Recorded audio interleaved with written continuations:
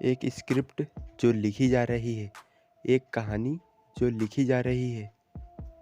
हर व्यक्ति की एक कहानी होती है।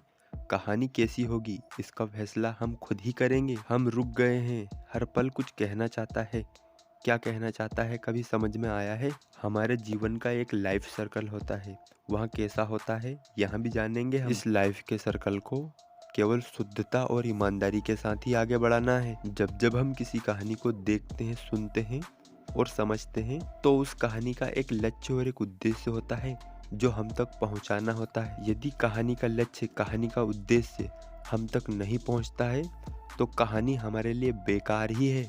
ठीक उसी प्रकार हमारे जीवन की भी एक कहानी है। हमारे जीवन का भी सच्चा उद्देश्य और ऊंचा लक्ष्य होता है, और अगर हमने इसके प्रति एकाग्रता नहीं रखी तो हमारा जीवन भी पत्थर के समान है जो लगातार एक समान बना रहता है। जैसे एक कहानी हमें एक अच्छी सी सीख देती है, वैसे ही हमारा जीवन भी एक सीख देता है। लक्ष्य का अर्थ समझा है? लक्ष्य का अर्थ है उस डर से मुक्ति जो हमारे जीवन में लगातार रहती है, उस लालच से आज़ादी जो धन की लालसा को कभी छोड़ता ही नहीं। अगर तुम यह सब समझ गए तो तुम्हारा जीवन भी एक कहानी के समान होगा जो एक अच्छी सीख देती रहेगी। लगातार सहारा उपलब्ध है तुम्हारे पास। तुम निश्चय तो करो एक बार। हर व्यक्ति अपने जीवन के एक स्टेज में होता है जो वहाँ तरह तरह के कार्य और क्रियाकलाप करता है। वहाँ छोटे से बड़ा होता है।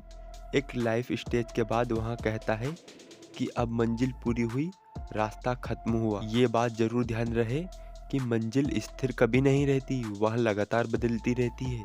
तो हमें भी लगातार अपने आप को आगे बढ़ाना होगा। जब जब तुमने यहाँ सोचा कि मंजिल खत्म, रास्ता खत्म, तुम्हारा लक्ष्य खत्म, तो यह तुम्हारा भ्रम है। जैसे सूर्य का प्रकाश कभी स्थिर नहीं रहता, उसी प्रकार हमारा जीवन भी परिवर्तनशील है।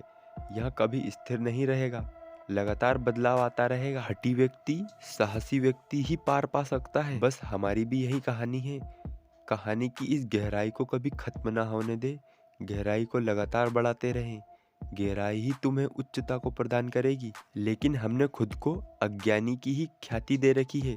लेकिन कब तक दोगे इसे? तुम्हारा हर प्लान खत्म हो जाएगा, तुम्हारा लक्ष्य खत्म हो जाएगा।